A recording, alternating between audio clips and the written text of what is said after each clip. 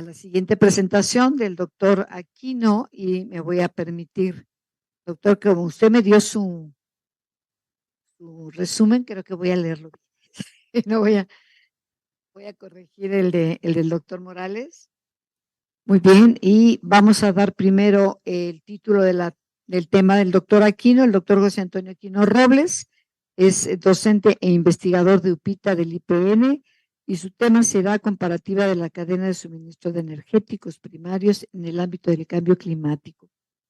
Me voy a permitir leer su semblanza, doctor. Bienvenido, muchas gracias. Trabajó en la industria de reparación de motores y transformadores eléctricos de distribución en las áreas de pruebas eléctricas y de control y aseguramiento de la calidad, así como en la puesta en marcha de subestaciones de media tensión durante los años 97 y 98 en Etla, Oaxaca.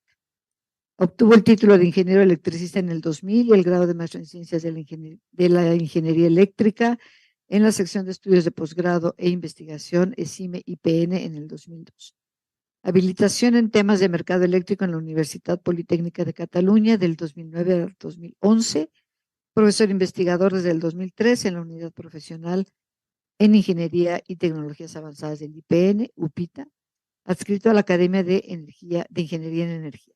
Sus áreas de interés son modelado matemático de sistemas y procesos, generación no convencional de energía eléctrica, electrónica de potencia, máquinas eléctricas, cambio climático, investigación, desarrollo tecnológico e innovación, tecnologías aplicadas a la enseñanza y la ingeniería. Colabora y asesora, dirige proyectos tecnológicos interdisciplinarios de fin de carrera. Bienvenido, doctor. Adelante con su presentación. Muchas gracias por estar con nosotros. ¿Qué tal? Buenas tardes. ¿Sí me escuchan, verdad? Ok. Pues bueno, este tema me permite volver después de 4 o 5 años de haber estado también en este congreso y desde 2011 que doctor Carlos Clemente Rueda y Carlos Gay nos permiten presentarnos acá en el programa de investigación en cambio climático. Bien, como pudieron notar, nosotros nos dedicamos a la parte energética. Y por ello, ahora que tenemos energía, que ya hemos graduado la primera generación de ingenieros en energía en UPITA, pues nos permitimos traer parte de lo que es la enseñanza del por qué y el para qué, ¿no? Adentrarnos en el tema de energía, ya un tanto separado de la gente de ingeniería eléctrica. Siguiente, por favor.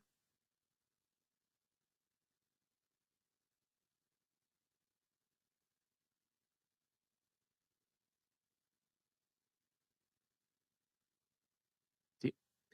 Bueno, esto va a partir del informe de la ex primera ministra de Noruega, Brundtland, del desarrollo sostenible. Vamos a observar el detalle de lo que es el sector eléctrico en el mundo, no solamente en México, y las tecnologías que han aparecido de 40 años para acá. Vamos a ver la cadena de suministro de la parte nuclear, las cadenas de suministro que en cierta forma son parecidas de gas natural y petróleo. Y notaremos la ventaja únicamente económica de las cadenas de suministro antiguas o ya convencionales, con ese concepto de economía de escala. Veremos después la ventaja competitiva que tiene a su disposición la generación de los nacidos a partir del año 2000 en adelante. Y otro, el poder de poder elegir, que está muy de moda en estos tiempos. Bueno, de la primera o ex primera ministra noruega, Brundtland, tenemos el informe del desarrollo sostenible. Vamos a ver frente a frente el advenimiento tecnológico que ha hecho posible parte de lo que ella planteó, ¿no? Siguiente, por favor.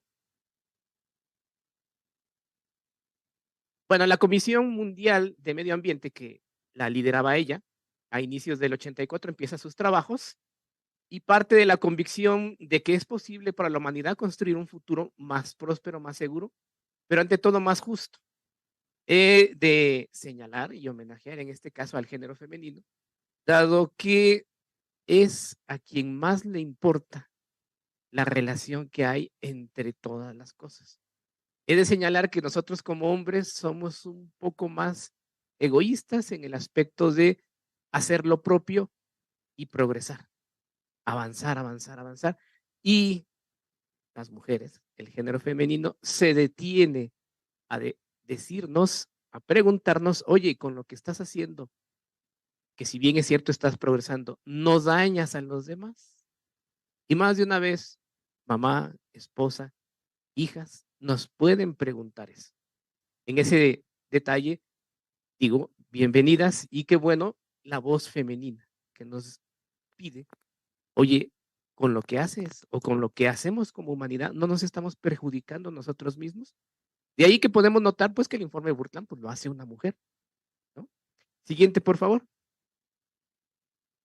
Bueno, el informe que en los años 80 del siglo XX dice que la sociedad global había tomado un camino que destruía el medio ambiente. O sea, lo tiene que notar ella, tiene que notar el género femenino, dejando a más población en la pobreza y vulnerabilidad.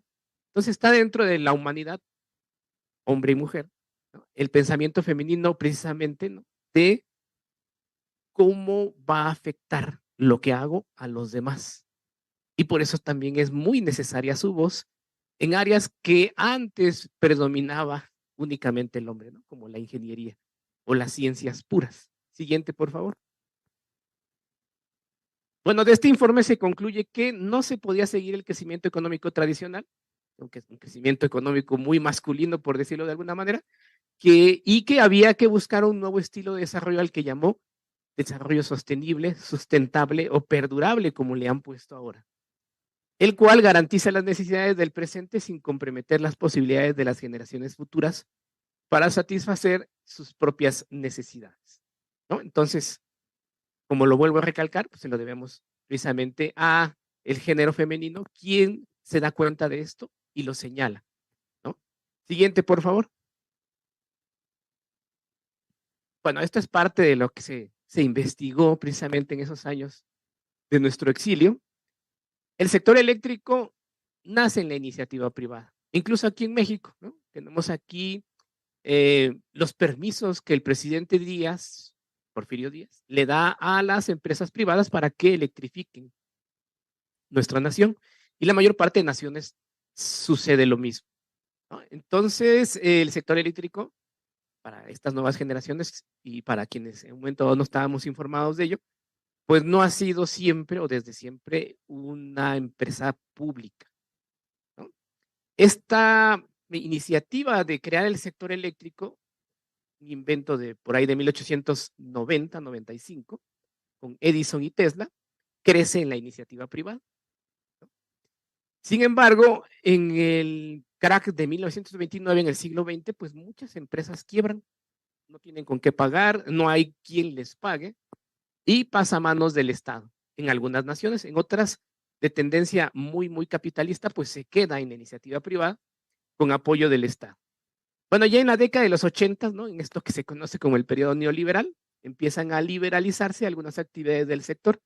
Por liberalizar, hay que aclararlo, no implica privatizar, sino simplemente Estado y iniciativa privada pueden participar ambos de una actividad que puede garantizar cierta competencia, como es la generación eléctrica, y la otra actividad que es la comercialización. Sin embargo, en ciertas naciones se ha abusado de monopolizar ciertas actividades y podemos verlo en ambos vertientes, tanto el hecho de que el sector eléctrico esté en manos del Estado, algunas naciones y sus gobiernos han abusado de este hecho. Y también, recientemente lo vimos en España, se puede abusar si el sector pertenece a la iniciativa privada. Mientras el gas natural subía al doble, la electricidad subía 4 veces, ¿no? Entonces alguien podría decir, bueno, no era justo. Pues no, no lo era, ¿no? Entonces ahí notamos el abuso estando en manos de privados. Pero también tenemos el abuso estando en manos del sector gubernamental. ¿Por qué? Pues porque puede subsidiarlo de manera, por decirlo, mañosa. Y al final de cuentas, ¿quiénes van a pagar todo eso? Pues todos, ¿no? Porque no hay gobierno que no nos dé algo si no se lo ha quitado a alguien más, ¿no? Eso habrá que tenerlo claro. Sin embargo, y aun cuando es Latinoamérica, a veces solemos minimizarlo más si está al sur. En naciones como Brasil ha surgido un tercer actor que ha cobrado fuerza en este ir y venir del sector eléctrico en manos privadas o en manos públicas, ¿no? Y en Brasil pues tenemos la Cámara de Comercialización de la Energía Eléctrica. Y ahí quienes tienen un poco más de poder o más peso son los consumidores, que ahora, por ejemplo, en la UNAM le llaman a los consumidores que pueden producir, le llaman prosumidores. ¿Por qué viene siendo un actor importante? En la Cámara de Comercialización de la Energía Eléctrica en Brasil se reúnen consumidores, se reúnen sector gobierno, el Ministerio de Energía, y se reúne la iniciativa privada, ¿no? Podría haber la iniciativa de una nueva planta nuclear, se discute, o una nueva planta termoeléctrica, se discute y se analizan las alternativas entre los tres actores y se determina la que más convenga, ¿no? Entonces ahí hay voz y voto de parte del ciudadano de a pie, ¿no? Bueno, no sé si algún día pasaremos más naciones a ese aspecto, pero es un buen ejemplo de lo que se puede hacer. Siguiente, por favor. Bueno, ¿qué tecnologías a partir del informe Brundtland, años 80, empiezan a marcar un antes y un después?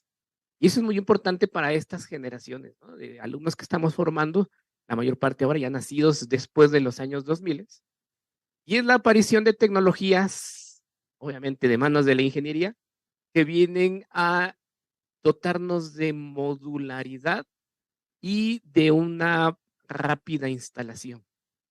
Mientras en México tenemos la Yesca y la Parota como las últimas grandes obras gigantescas en el México de los años 90 o 2000, ¿no?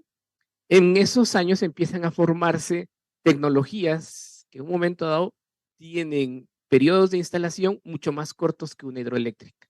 Una hidroeléctrica, al igual que los obras faraónicas de cada sexenio, una hidroeléctrica es un proyecto transeccional. Se empieza en un sexenio, se termina la mayor parte de veces en otro. Igual, por ejemplo, una planta nuclear, ¿no? Son proyectos que se planean, se licitan y cuando ya se terminan, pues ya fue otro el presidente el que la inaugura. Y sin embargo empiezan a aparecer tecnologías como la de ciclo combinado y las tecnologías modulares de gas natural o plantas también de cogeneración, las cuales tienen periodos de instalación mucho más cortos, 2, 3 años, y como la mayor parte de ellas son instaladas por parte de la iniciativa privada, necesitan periodos de retorno de inversión más cortos.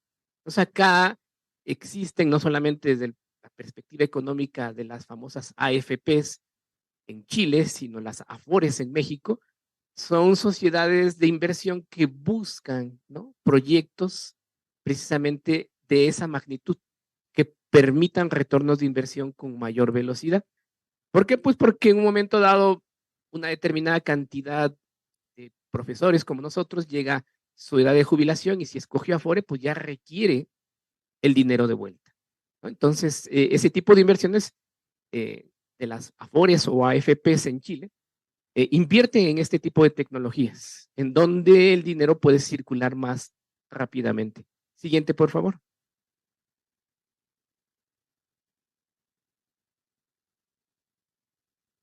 Bueno, acá escogimos las tecnologías convencionales. En el área renovable también hay una muy buena cantidad de casas de inversión que invierten en generación eólica.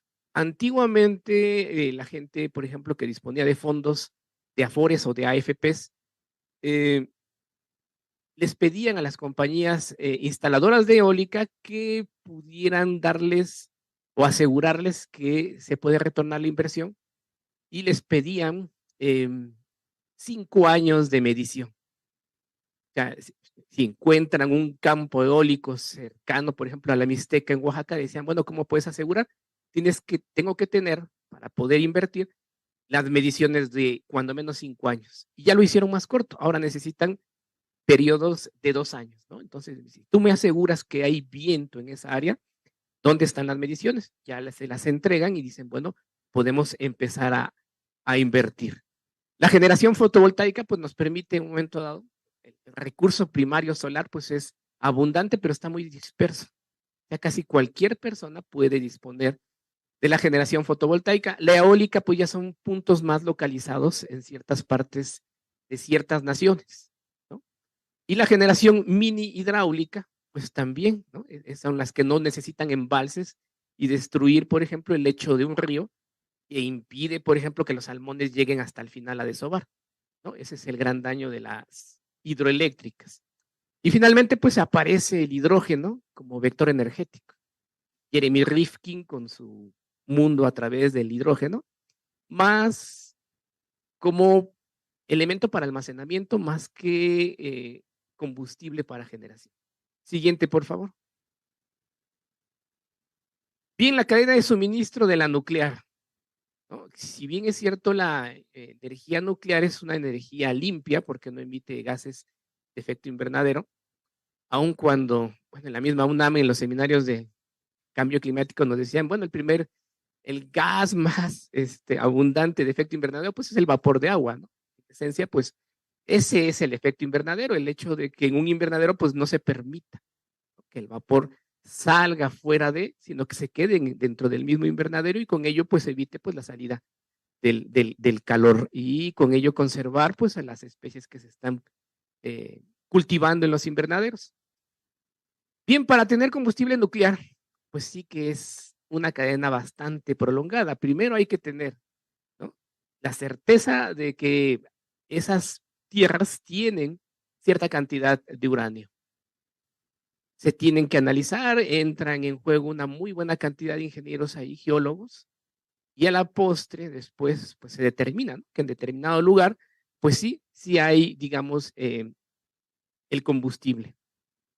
Y ya en la segunda parte, tercera y cuarta, tenemos periodos de refinamiento. Sin embargo, por un aspecto muy humano, somos muy belicosos, pues la cadena de suministro del combustible nuclear solamente lo llevan a cabo quienes en un momento dado pues han podido, ¿no?, crear esa tecnología y son vistos con buenos ojos de parte de la gente pues que ganó la Segunda Guerra Mundial, ¿no? Si no te ven con buenos ojos, pues empiezan a someter a esas naciones a sanciones económicas, ¿no? Entonces ahí vemos el caso de Irán, otras naciones, ¿no? Irak, por ejemplo, en donde son sometidos a eh, condiciones de sanciones. ¿Por qué? Pues no los ven con buenos ojos, sin embargo, pues podemos observar otras naciones como Israel, podemos observar otras naciones como la India, ¿no?, que aunque tiene problemas con sus vecinos, de todos modos es visto con buenos ojos y se le permite hacer enriquecimiento de estos combustibles, ¿no? Entonces aquí son dos cosas, una, ser visto con buenos ojos por los vecinos más poderosos y por otra parte, pues utilizarlo obviamente para fines pacíficos, ¿no? Entonces no a cualquiera se le permite llevar a cabo esta cadena, aun cuando el uranio, ahí dice, se localiza principalmente en la corteza terrestre y es 500 veces más abundante que el oro. Siguiente, por favor. Bueno, es otra parte de la cadena de suministro, ya que se tiene el uranio, pues se tiene que ir creando varillas, vainas, como le llaman también en Sudamérica, para finalmente, pues, colocarlo en los reactores, ¿no? Entonces ahí tenemos una muy buena cantidad de varillas de uranio, pues, para los reactores, ¿no? Entonces la cadena de suministro, pues, es bastante prolongada.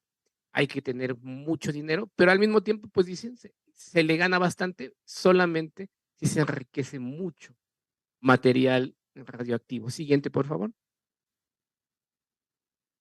Bueno, lo que no mostramos aquí es que aún, ya que se tiene y ya que se usó, pues todavía la cadena final es deshacerse del combustible nuclear, ¿no? Entonces tenemos que buscar una nación que tenga un cementerio nuclear y pagarle para deshacerse de ello. Entonces no es, digámoslo así, una cadena corta, ¿no? Entonces, 1 kWh de origen nuclear, pues implica mucho dinero y una prolongada cadena de suministro o cadena de valor, como le llaman ahora. Y por otro lado, pues podemos ver la cadena de suministro de los hidrocarburos, ¿no? En donde hay que hacer una muy buena cantidad, donde dice ahí upstream, una muy buena cantidad de actividades antes de tener petróleo, ¿no? Hay que buscarlo con imágenes, ¿no? Satelitales y observar en qué parte del planeta empieza a notarse, pues, la presencia de metano, ¿no? Después de eso, pues hay que ir a hacer ciertas exploraciones sísmicas para observar si es probable que ahí exista, ¿no? Hay que descubrir, desarrollar, perforar y perforar y perforar hasta encontrar pozos que en un momento dado nos suministren el petróleo. Entonces, en la primera parte, en exploración y producción, pues hay que invertir mucho dinero y no se garantiza, ¿no?, el retorno inmediato. Bueno, luego viene el transporte y refinación. Ya una vez que se tiene, pues digamos que es midstream, la parte en medio, del medio, ya que tenemos petróleo. ¿En qué cantidad lo vamos a tener? ¿Y qué empresas lo van a sacar? ¿No? Todavía, por ejemplo, en Chicontepec, en la parte de Puebla y Veracruz, hay una muy buena cantidad de petróleo, pero es muy difícil sacar, ¿no? Ahí se necesitarían de 10 a 15 mil pozos para sacar la misma cantidad que se obtuvo en Cantarell. La pregunta es ¿por qué no lo hacen? ¿No?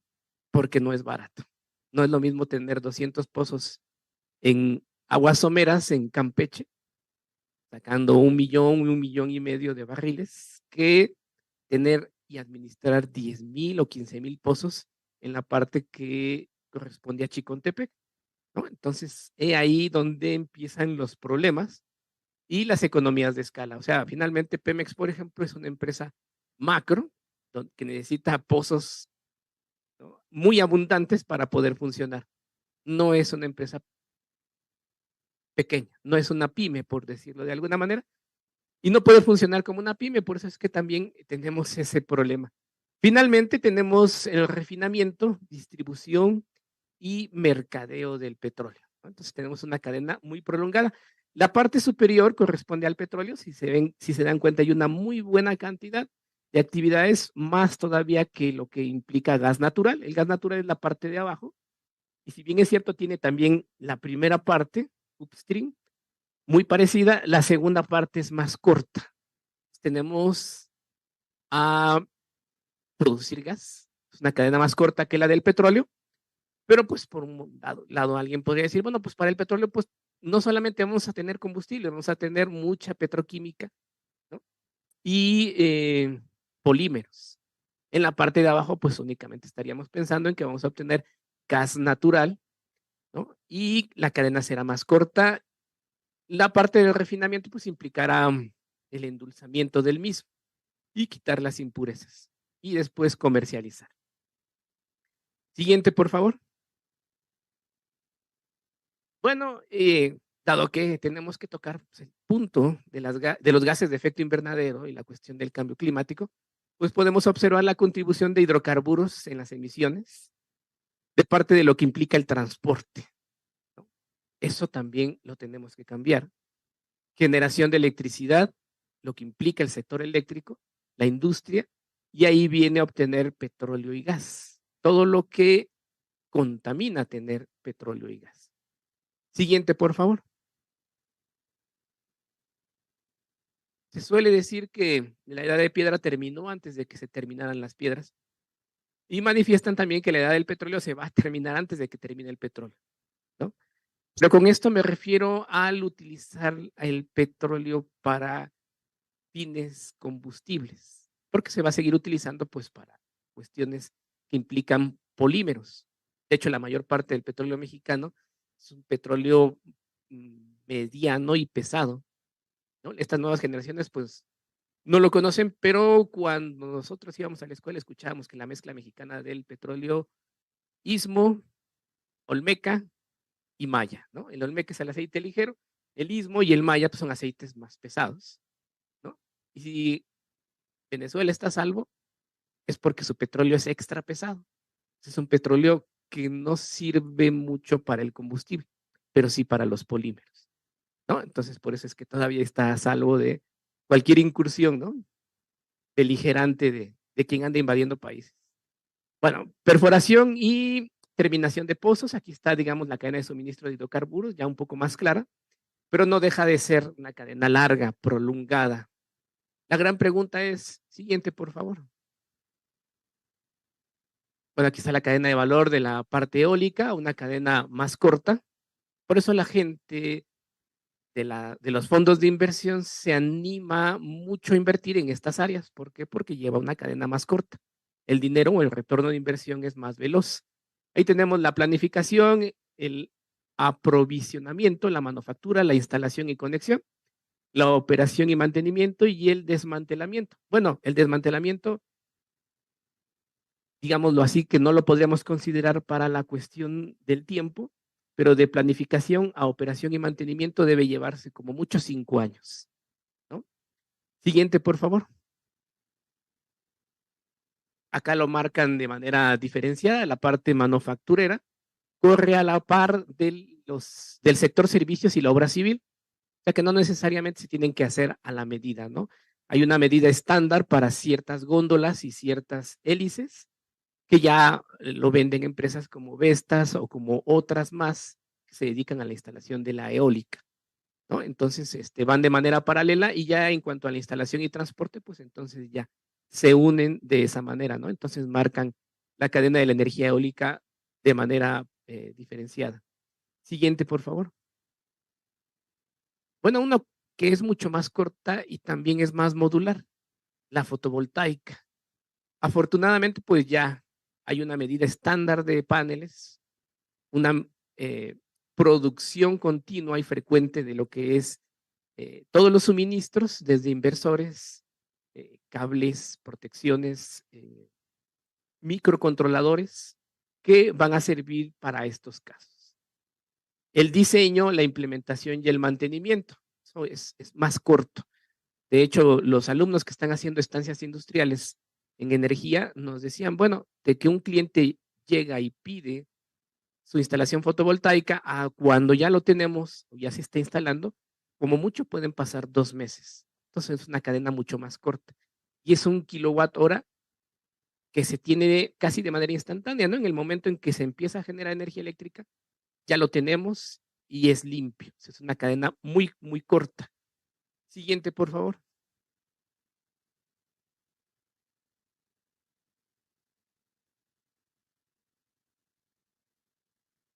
Bueno, ahí está la cadena de valor con implementos.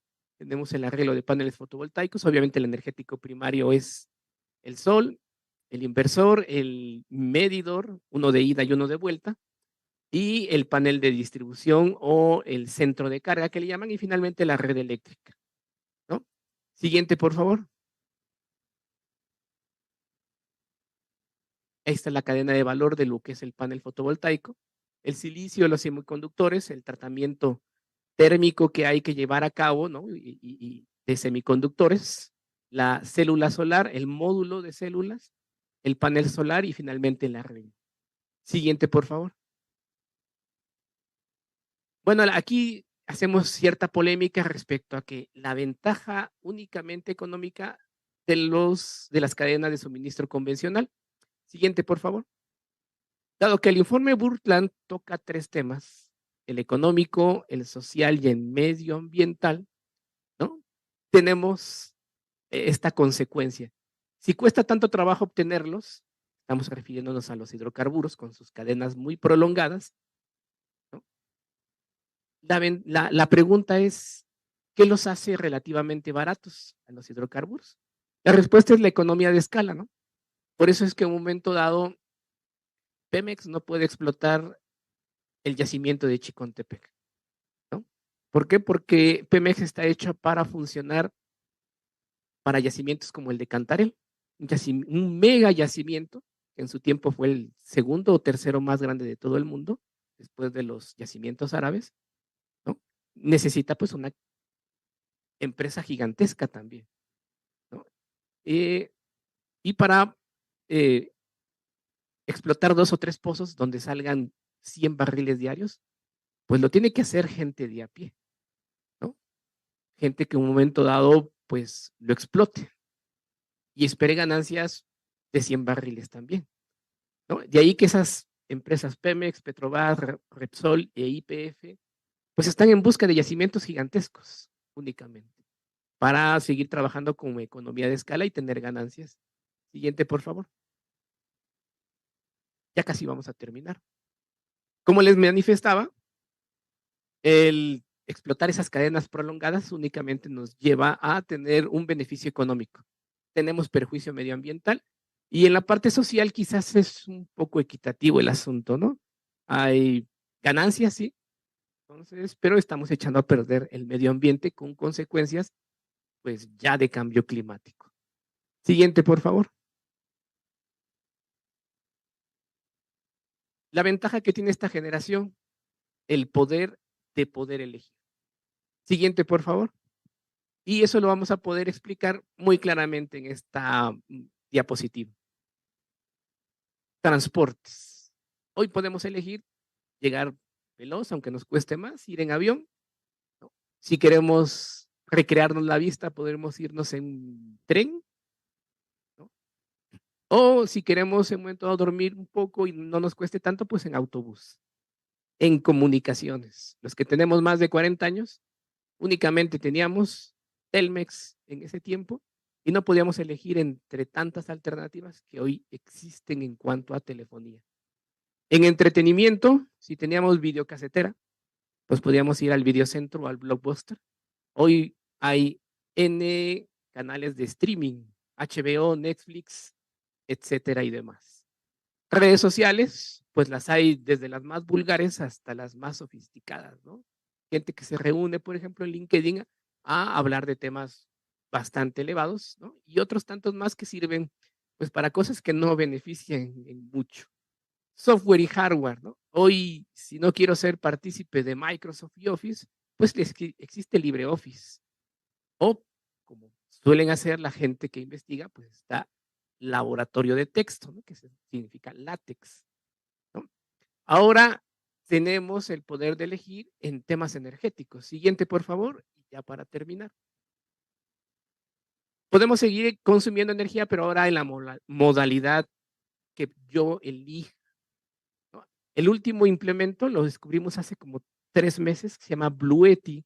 Es una caja que tiene un inversor que recibe directamente energía de los paneles fotovoltaicos y que cuesta alrededor de 25,000 pesos.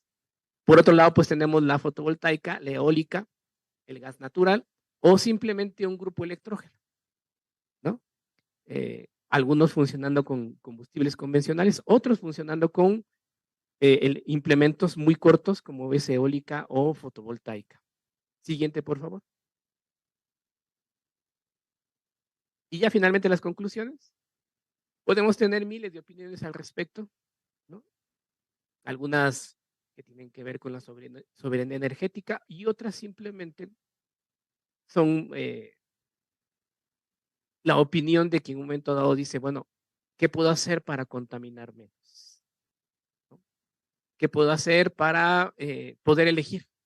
Por ejemplo, para pagar un Bluetti, estábamos haciendo cuentas con los alumnos que nos llevaría de 4 a 5 años, con lo que normalmente pagan de electricidad, poder pagar. Pero sería una solución eh, perdurable, ¿no? En ese aspecto. Salvo porque, pues bueno, ya determinado tiempo, al igual que lo pueden notar, un no break, pues tienen que cambiarle la pila, porque ya no recarga lo suficiente. Sería también algo muy similar. La otra alternativa es que para el transporte vamos a tener igual, va a haber autos híbridos enchufables, eléctricos, eh, transporte basado en hidrógeno. Y pues nos acercamos a ese punto, ¿no? En donde esta nueva generación va a tener problemas, sí, pero ahora para poder elegir, ¿no? Lo único que nos deberíamos de garantizar desde el punto de vista legal es que sigamos teniendo esa libertad de poder elegir. Por mi parte es todo. Agradezco el favor de su atención y quedo a disposición de sus preguntas. Gracias, doctor. Una pregunta por acá adelante. Por ahí tienen otro micrófono, si son tan amables.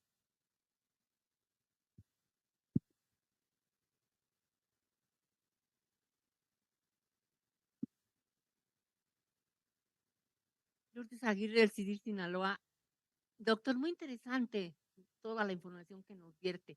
Yo tengo una pregunta muy específica. ¿Existe todavía funcionando la planta nuclear de Laguna Verde? ¿Y cuál es su eficiencia? ¿Y cuál ha sido esa famosa economía escalable? Si es una cosa costeable todavía o ya no funciona. Sí existe, frecuentemente van los alumnos de energía a las visitas allá. Fue hecha para 4 reactores, únicamente se instalaron 2 en los 80s. Sigue funcionando y sí ha servido y sí le ha otorgado una muy buena cantidad de beneficio a los gobiernos en turno, efectivamente. Sí ha sido una buena idea, tiene un factor de planta del 0.95, lo que implica que en cuanto se colocan las barras de uranio, genera hasta que se acaban, ¿no? No hay, digamos, no ha faltado el agua ahí, ¿no? Entonces sí se sigue utilizando y se seguirá utilizando. Aporta alrededor del 4% en cuanto a potencia el 9% en cuanto a potencia y el 4% en cuanto a energía de todo lo que se consume en México. ¿Y no contamina? Sí, sí contamina. Obviamente hay que deshacernos de ese material fisible y hay que pagar para que se lo lleven y lo entierren en un cementerio nuclear. Sí, sí va a seguir contaminando. Obviamente, pues esos residuos, si son bien almacenados, pues no molestarán a nadie, pero sí es basura, efectivamente. Y finalmente, muy rápido, usted impulsa toda esta presentación hacia las nuevas generaciones que tendrán la capacidad de elegir, pero como nosotros, que ya no somos nuevas generaciones, sino antiguas, ¿verdad? Tenemos que tener un reciclatrón para mandar todas nuestras cosas que ya no funcionan, que ya están fuera de uso. ¿Qué va a pasar también con las nuevas generaciones que van a elegir estas nuevas cosas que usted nos está presentando y que en un tiempo perentorio también se volverán basura? O sea, ¿cuál es el beneficio para las nuevas generaciones? Bien, los europeos están manejando un concepto que se llama cero residuos, o sea, ellos no apuestan como nosotros todavía por los rellenos sanitarios, así se les llama de manera tecnológicamente aceptable, y en la calle se les llama basurero, ¿no? Entonces ellos están optando por reutilizar la mayor parte de cosas. No todo se puede, pero sí se busca que la mayor parte de cosas se les dé otro uso o de plano pues se incineren las que no se puede.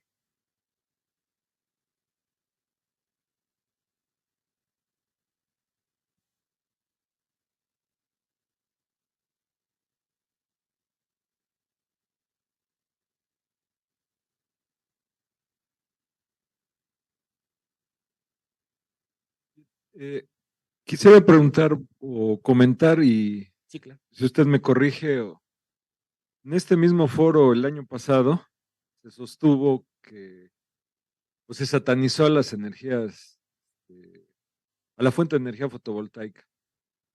Recientemente recibí el comentario de que los paneles solares eran prácticamente equivalentes a los diamantes de sangre.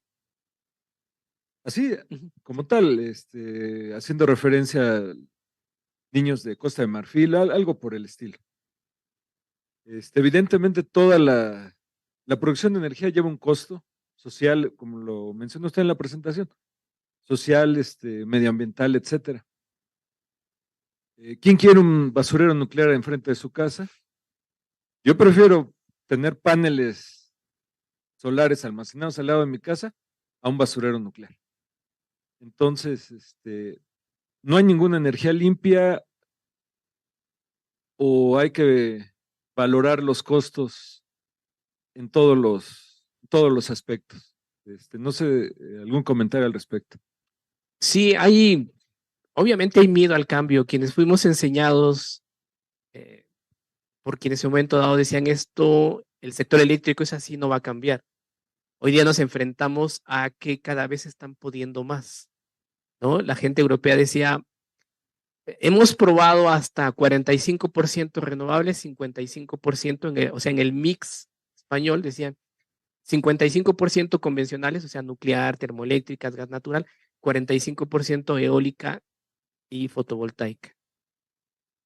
Los daneses apuestan por 100% renovables. Pero ¿qué nos detiene? El miedo. El miedo a que no sea estable, el periodo en el que un momento dado pasen muchas nubes por plantas fotovoltaicas y bajen muy drásticamente la generación eléctrica, da mucho temor. Porque dicen, nos vamos a someter a pruebas que no conocemos, que en un momento dado no podríamos tener si tuviéramos las termoeléctricas, ¿no? Pero tampoco el miedo nos puede detener tanto, ¿no? Tenemos que seguir probando cuánto podemos mezclar con cierta seguridad, ¿no? Al punto que en un momento dado podamos hacer pues lo que Paraguay, ¿no? Que es 100% renovable, aunque cualquiera me puede decir, bueno, con tal cantidad de presas o de generación hidráulica en las cataratas de Iguazú, pues así cualquiera. Exactamente. Sí, pero hay que probarlo, ¿no? Finalmente digo, como les dicen a estas nuevas generaciones, si lo vas a hacer, aunque sea hazlo con miedo, pero prueba a ver si funciona. Y para ello está entrando la alternativa que es el hidrógeno, como sistema para almacenar energía, ¿no? Con los periodos de alta insolación y con los periodos en donde en un momento dado falta el sol o ya empieza a esta dualidad que dice Urbano Castellán, sol de día, viento de noche. Pero por aquello de que no hubiera viento de noche, ¿qué va a suceder? ¿No? Entonces ahí tendría que entrar la alternativa del hidrógeno. Lo que nos da mucho miedo, lo digo porque también en algún momento como profesor era yo represor de la creatividad juvenil. Me di cuenta de eso y dije, yo no debería limitarlos porque alguna vez también fui limitado.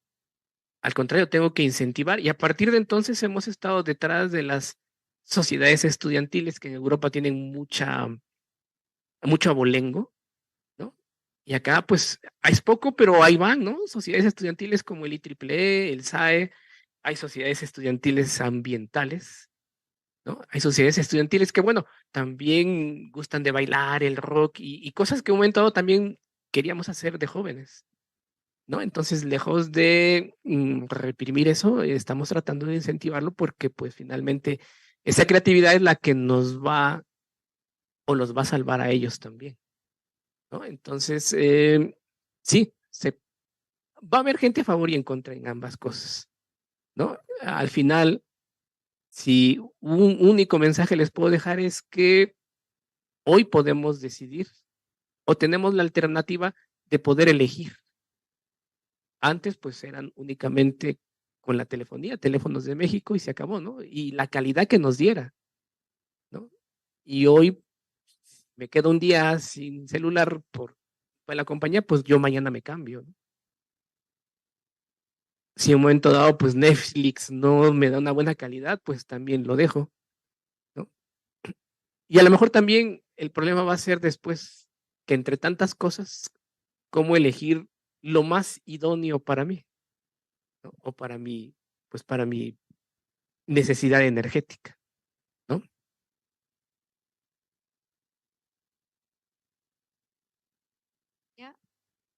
Una de ellas dice, me gustaría saber, le voy a pedir de favor, sea breve en su respuesta porque ya tenemos encima la siguiente presentación. Me gustaría saber en materia de políticas públicas cuál es el alcance de la energía nuclear en México y América Latina. Y la segunda, y la energía maremotriz, ¿cuál considera que será su alcance a largo plazo? Bueno, en América Latina, pues nada más tenemos 3 naciones con energía nuclear, Argentina, Brasil y México, ¿no? Y no se ha avanzado más. Como les decía, tenemos capacidad para otros 2 reactores, pero no está en las políticas públicas aumentarlo todavía, ¿no? Quizás pronto, y ahora atisbamos 2 mujeres para la presidencia, las 2 con capacidades científicas por un lado, tecnológicas por el otro, que probablemente retomen el tema, ¿no? Y en cuanto a la maremotriz, se ha avanzado, pero el asunto todavía sigue siendo experimental. No ha habido un gran avance respecto a obtener la energía del mar. Muchas gracias. Yo voy a hacer un par de comentarios en relación a lo que nos decía el profesor. Creo que el día de ayer tuvimos una respuesta en la presentación del doctor Fernández, Adrián Fernández, que hablaba justamente de los mitos, ¿no? De los mitos de que si hay sol, que si no hay sol, que si hay viento, que si no hay viento, etcétera. Yo creo que una de las alternativas que se está utilizando a nivel mundial es justamente la captación de esa energía y almacenar, utilizarla cuando sea necesario. Esa es una de las alternativas y él mencionó otras varias. Si alguien quiere escuchar de nueva cuenta lo que él mencionó en relación a los mitos, lo puede hacer. La segunda es también que en Europa, ya muchos países europeos tienen un mix del 85 al 90, 90-10 de energías renovables, incluidas, por supuesto, España, ¿no? Ahora, hay dos temas en las energías renovables. Una es, originalmente, cuando se empezaron las celdas fotovoltaicas, que cuando cumplieron su ciclo de vida, se encontraron y se enfrentaron al problema de qué hago ahora con las celdas que son contaminantes. Hoy en día, los ciclos de vida están perfectamente determinados. Se ha ya definido qué vamos a hacer con las celdas, qué vamos a hacer con los residuos, y creo que eso ha permitido que podamos seguir avanzando. En el caso de nuestro país, decía el doctor, pues es falta de voluntad política, ¿no? Recuerden cuando hubo el decreto famoso, aquel de la energía eléctrica, que dijo cero renovables, ¿no? Y que salieron muchas de las compañías, y entonces, pues este país volvió a seguir produciendo energía de la forma tradicional a través de combustibles fósiles, y eso no ha cambiado gran cosa, ¿no? Pues cuando yo no quiero entrar a una política de generar energía a través de energías limpias, no hay una energía renovable totalmente limpia, inclusive la que se mencionaba, la energía nuclear, que hoy por hoy sigue siendo una de las energías más limpias en cuanto a los residuos, que pueden ser más peligrosos, pero finalmente se considera una de las más limpias. Pero ya las celdas fotovoltaicas tienen otro nivel. O sea, yo no digo, no quiero una nuclear, no quiero una fotovoltaica. Yo creo que hay ejemplos en México de gente del ambiente que estamos nosotros inmersos en él, en los cuales ya tienen generación de todo tipo en su casa y todo es renovable. Yo creo que es un tema del avance. Y en el caso de la mareomotriz, recuerden que otro de los ejemplos de haber aniquilado los famosos CEMIES, que los conoce muy bien, los centros virtuales de energías renovables, había el semiocéano, el semiegeo, el semieólico, el semiebio, etcétera, etcétera, y pues desaparecieron del mapa, centros virtuales. Yo estaba en el semiocéano, que hoy por hoy es una AC. Es un ejemplo de una falta de política y de voluntad política, ¿no? Una AC, después de que se crearon en el CONACYT estos CEMIES, tuvieron recursos, y por supuesto que México, en el tema de energías marinas, estamos muy atrás todavía, muy atrás. Lo estamos en otras energías nuevas, cuanto más en la energía marina. Sin embargo, se han dado pasos. El doctor Rodolfo Silva Casarín, que es el que había venido coordinando el semioceano, ahora como AC, ha tenido un trabajo muy contundente en generar a través de diversas metodologías, que también la energía marina, la mareomotriz, ya ha tenido sus avances. En el caso del Mediterráneo, tuvieron que modificar las turbinas que van dentro del mar, porque estaban perturbando la orientación de los mamíferos marinos. Se dieron cuenta que eso estaba sucediendo. Entonces dijeron, vamos a tener que transformar. Pues todo lo que es nuevo, obviamente con el tiempo tiene una mejora, y si no, pues se elimina. Pero bueno, doctor, muchísimas gracias por su presentación sobre este tema que es tan importante, tan relevante, que podríamos de verdad, no importa el tamaño del país, sino la voluntad que tengamos en hacer las cosas. México es un país que tiene grandes zonas de vientos fuertes, obviamente una insolación muy importante, y dejemos de pensar en que si va a haber nubes, no va a haber energía. Blanca Gutiérrez, nuestra colega del CIEMAT, tiene todo con energías renovables hace mucho tiempo y nunca le he escuchado que se queje de no tener agua, de no tener luz, etcétera. Entonces, creo que seremos más propositivos e ir hacia adelante. Muchísimas gracias a todos ustedes. Les agradezco mucho. Un aplauso para el doctor Aquino. Esperamos contar con su sapiencia muy pronto, doctor, y apoyarle también en sus ideas. Bien, pues.